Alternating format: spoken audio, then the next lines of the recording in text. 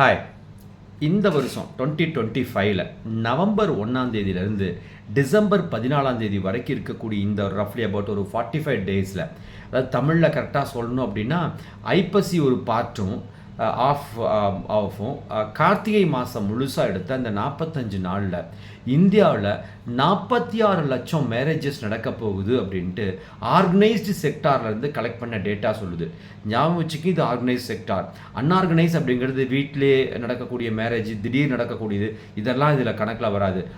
மண்டபத்தில் ஃபிக்ஸ் பண்ணி அதுக்கு ரெஜிஸ்டருக்கு கரெக்டாக ப்ராப்பராக பண்ண இந்த மேரேஜஸ், இதை மட்டும் 46 லட்சம் அப்படின்னு சொல்கிறாங்க.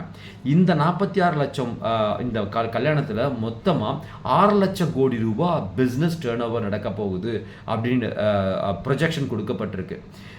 இந்த இந்த சப்ஜெக்டில் ஒரு கவனிக்க வேண்டிய இன்னொரு விஷயம் என்னென்னு கேட்டிங்கன்னா, இந்த டோட்டல் எக்ஸ்பென்சஸில் 25% வந்து ஜுவல்லரிஸ் அண்ட் ட்ரெஸ் மெட்டீரியலுக்கு வந்து செலவு பண்ண போகிறாங்க அப்படிங்கிற ஒரு ப்ரொஜெக்ஷன். அடுத்த 25% கேட்ரிங்கு, ஃப்ரூட்ஸு, கிராசரிஸு, இந்த மாதிரி இருக்கக்கூடிய எக்ஸ்பென்சஸ்க்கு அடுத்த 25% செலவு பண்ணப்படுது அப்படின்னு சொல்கிறாங்க. ரிமைனிங் 50% ஃபார் அதர் எக்ஸ்பென்சஸ் அப்படின்னு வச்சுக்கோங்க. இப்போ இந்த இடத்துல நான் கேட்கக்கூடிய ஃபோக்கஸ் பண்ணக்கூடிய ஒரு விஷயம் பார்த்தீங்கன்னா, ஃபஸ்ட்டு 25% நான் சொன்ன மாதிரி அது வந்து ஜுவல்லரியாக இருக்கலாம், ட்ரெஸ்ஸாக இருக்கலாம். இது முழுக்க அந்த சம்மந்தப்பட்ட நபர்களுக்கு போகுது. அந்த ப்ராடக்டை வந்து அவங்க ரீயூஸ் பண்ண போகிறாங்க. ஜுவல்லரியாக இருந்தால் it will have a resale value. Dress மெட்டீரியலாக இருந்தால் maybe they will use it for some இயர்ஸுங்க.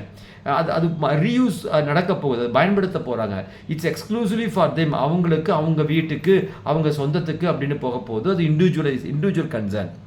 But the point remaining இருக்க 25% ஃபுட் எக்ஸ்பென்சஸ் மட்டுமே இதில் வருது. இது இந்தியாவை பொறுத்த வரைக்கும் இது பார்க்குறதுக்கு வந்து நான் என்னுடைய ரிலேட்டிவ்ஸ், என் கெஸ்ட், என் மேரேஜுக்கு வர்றவங்களுக்கு நான் சூப்பர் டூப்பராக பண்ணுறேன் அப்படிங்கிற ஒரு தாட், ஒரு feel. I agree with them.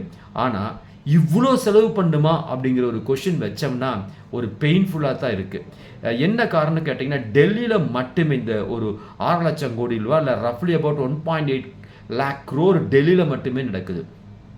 Sweets 10 வகை, ஒவ்வொன்லி வெரைட்டிஸு, கவுண்டர்ஸை வச்சு, அதாவது அவங்களுடைய ரிச்னஸை காமிக்கக்கூடிய பிளாட்ஃபார்மாக இந்த மேரேஜஸ் இந்தியாவில் மாறிட்டு இருக்கு அப்படிங்கிறது, எஸ்பெஷலி கேட்ரிங் செக்ஷன் மாறுது அப்படிங்கிறது கொஞ்சம் பெயின்ஃபுல்லாக இருக்குது.